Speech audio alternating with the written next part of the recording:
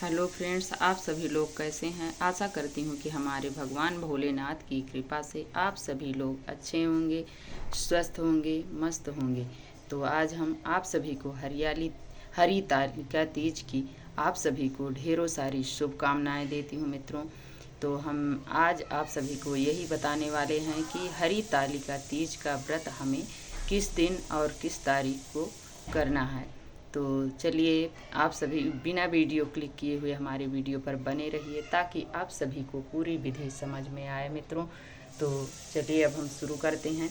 तो ये हरी तालिका का तीज जो है, ये भाद्रपद के शुक्ल पक्ष में तृतीया तिथि को हरी तालिका तीज का व्रत किया जाता है मित्रों। कहीं कहीं इसको कजरी तीज भी बोलते हैं। और ये व्रत हमारी सुहागिन महिलाएं भी अपने अच्छे घर भर सुख शांति और समृद्धि और अपने पति की लंबी आयु के लिए इस व्रत को करती हैं। और वहीं कुंवारी कन्याएं भी इस व्रत को अपने अच्छे घर भर अच्छे सुयोग्य वर के लिए इस व्रत को करती हैं।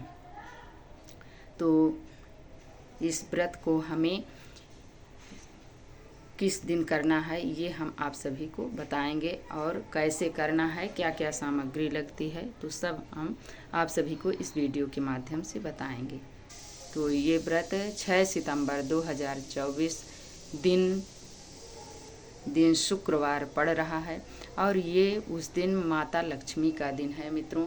तो हमें उस दिन अच्छे से तैयार हो के हमें इस व्रत को करना चाहिए। और इस व्रत को करने के लिए हमें सुबह जल्दी उठना चाहिए। इस व्रत में तो हमारे यहाँ 3-4 बार नहाने की प्रथा है। तो हमें जल्दी उस दिन सुबह भोर में उठना चाहिए और जल्दी से हमें नित्य कर्मों से निवृत्त होने के उपरांत हमें जल्दी स्नान करना चाहिए। स्नान करने के उपरांत अच्छे स्वच्छ हमें वस्त्र धारण करना चाहिए। और फिर आपके घर में कहीं ना कहीं सबके पास भगवान जी की मंदिर तो होती ही है।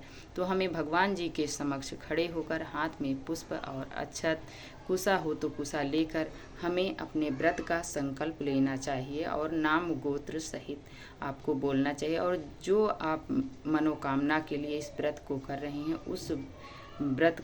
उस मनोकामना को आपको भगवान जी के समक्ष बोलना चाहिए। और बोलने के बाद आप यदि मंदिर में करना चाहती हैं तो ठीक है, ये वहाँ पर भी गंगा जल जरूर छिड़क लें। यदि आप कहीं पर चौकी लगाकर भगवान जी की पूजा कर रही हैं तो आप वहाँ पर गंगा जल छिड़क कर आप अच्छे से पोंछा लगा लें। पोंछा लगाकर आप पीले लाल रंग का वस्त्र वहाँ पर बिछाएं।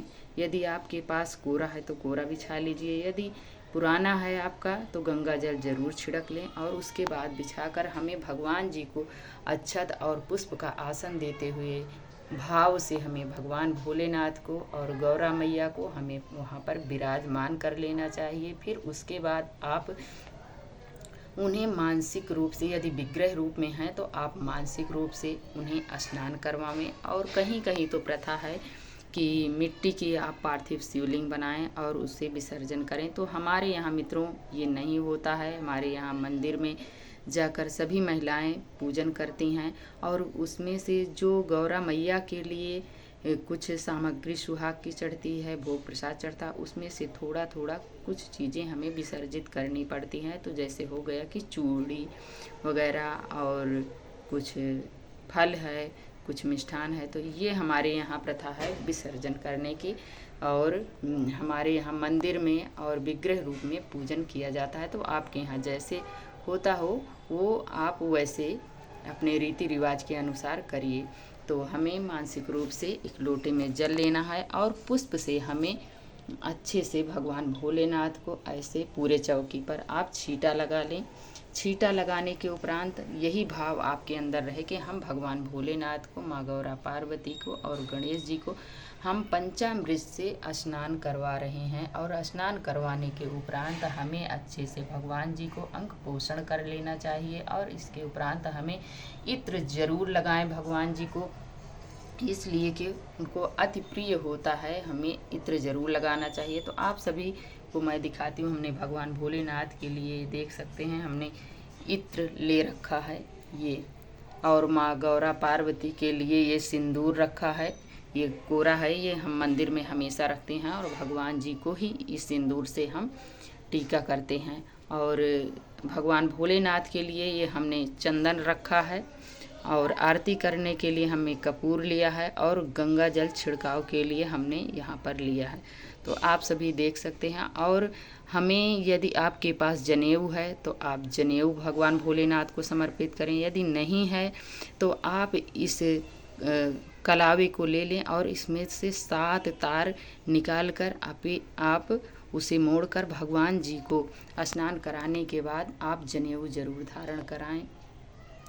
और इसके उपरांत हमें तिलक भगवान भोलेनाथ को कराना है। और आपके पास विग्रह रूप में है तो आप चुनरी जरूर ओढ़ाइए, इसलिए कि उसमें माँ गौरा पार्वती भी हैं तो हमें चुनरी ओढ़ाना चाहिए। और भगवान जी को हमें ये जनेऊ समर्पित करना है। फिर इसके उपरांत हमें माँ गौरा को सिंदूर समर्पित करना चाहिए और भगवान भोलेनाथ को चंदन का तिलक करना चाहिए और गणेश जी को भी सिंदूर का ही टीका लगाया जाता है।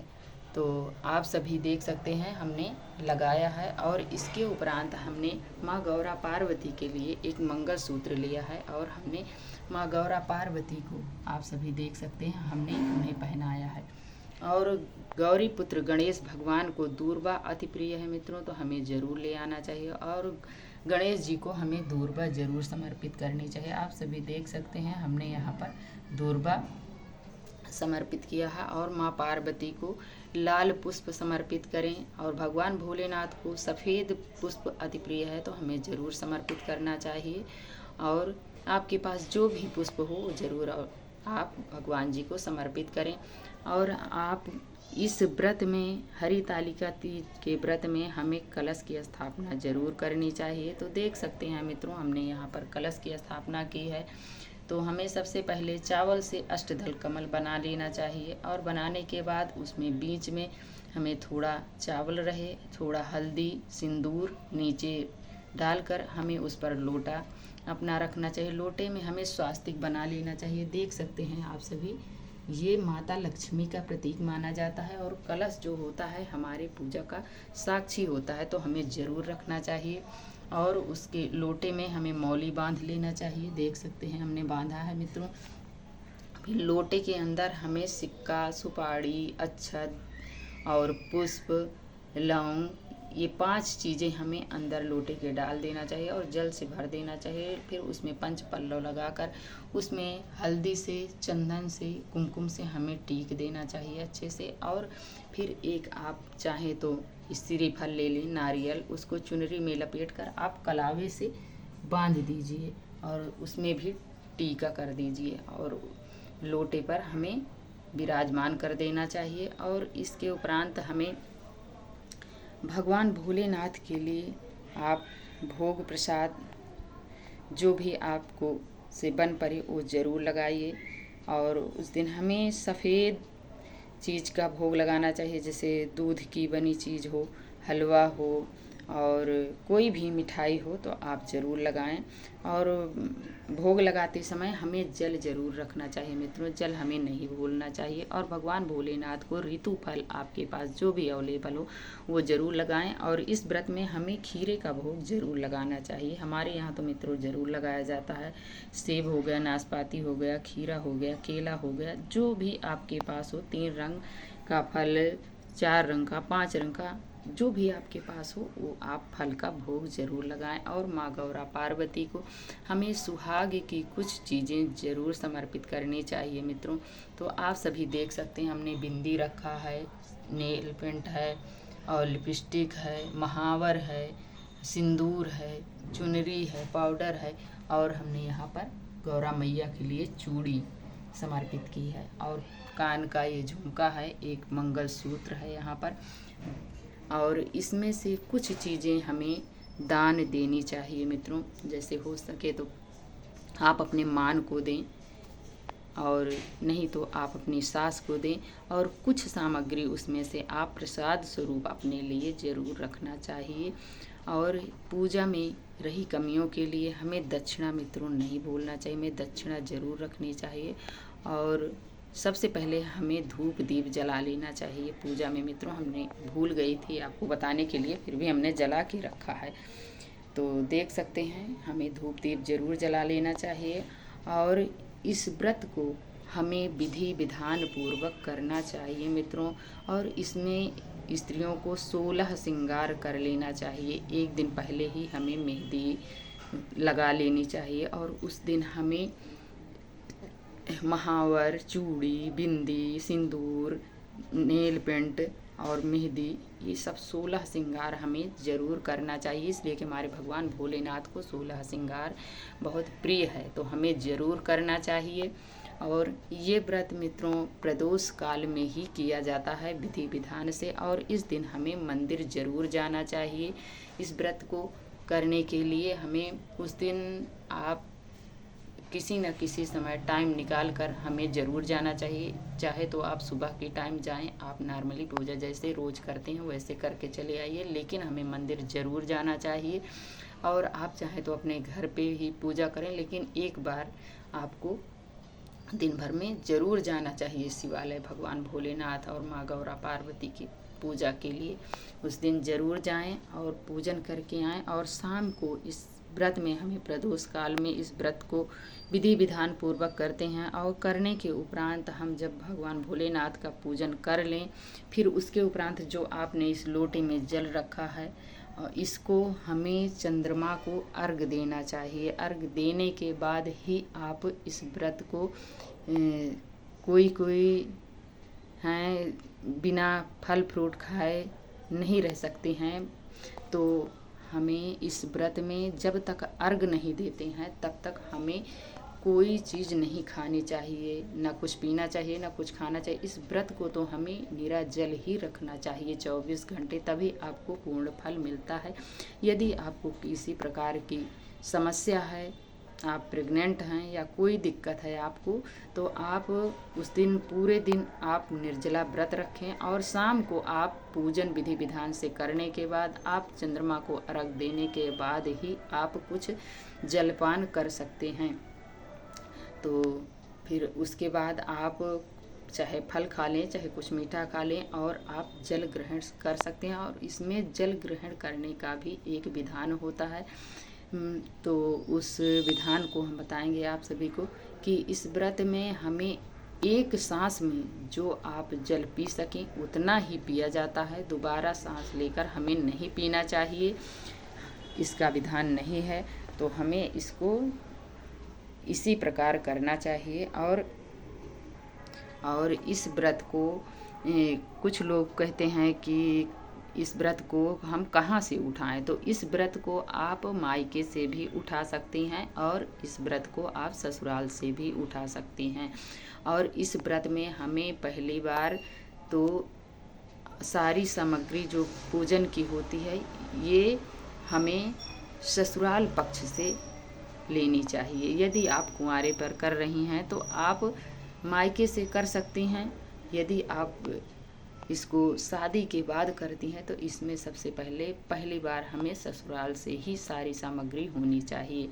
और जैसे करवा चौथ हो गया तो उसमें सबसे पहली बार आप व्रत करते हैं तो आपको मायके से सारी सामग्री लगती है। और जो ये हरी तालिका तीज होती है जिसको कजरी तीज बोलते हैं, इसमें हमें ससुराल से ही पूरी सामग्री हमें लेनी चाहिए। तो ऐसे इस व्रत को करना चाहिए। और यदि आप पहली बार उठा रही हैं तो हमें पहली बार यदि करें तो उसमें एक पूरी साड़ी हमें ज़रूर दान देनी चाहिए। साड़ी और पेटीकोट, ब्लाउज ये ज़रूर रख लें। और उस पहली बार यदि कर रहे हैं तो उसमें 16 श्रृंगार आप ज़रूर रखें। और पहली बार है तो आप ज़रूर दान दें। और कुछ चीज़ें आप उसमें से अपने सुहाग के लिए रख लें। लेकिन इसमें पहली बार यदि व्रत कर रही हैं तो आपको कुछ चीज़ें तो ज़रूर दान देनी चाहिए। अपनी सास को हो गया, ननद को हो गया, तो हमें ज़रूर देना चाहिए। और यदि आप पहले से कर रही हैं तो आपके पास जो भी अवेलेबल हो वो आप ज़रूर चढ़ाएं। और कुछ चीज़ें आप दान दें और कुछ चीज़ें अपने सुहाग के लिए ज़रूर प्रसाद स्वरूप माँ गौरा की आप रखिए। और ये आपको करने के बाद विधि विधान से फिर आप भगवान भोलेनाथ को आरती जरूर करें मित्रों। तो आप सभी देख सकते हैं, यदि आपके पास कपूर हो तो कपूर से आप जरूर आरती करें।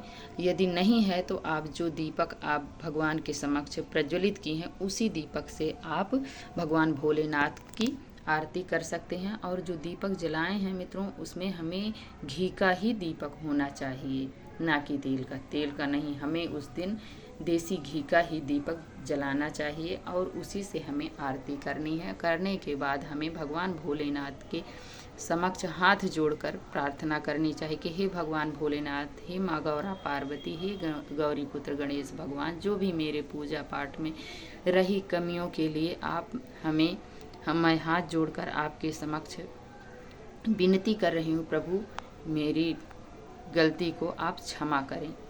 और पूजा में रही कमियों के लिए आप दक्षिणा जरूर रखें, ताकि बिना दक्षिणा के आपकी पूजा संपन्न नहीं मानी जाती है मित्रों। तो हमें ज़रूर दक्षिणा रखनी चाहिए। और आप सभी को ये वीडियो कैसी लगी, यदि थोड़ी भी अच्छी लगी हो तो हमें लाइक सब्सक्राइब करना ना भूलें, प्यारा सा कमेंट लिखकर हमें ज़रूर बताएं। और वीडियो देखने के लिए आप सभी को बहुत बहुत धन्यवाद मित्रों। और राधे राधे मित्रों, जय श्री कृष्ण।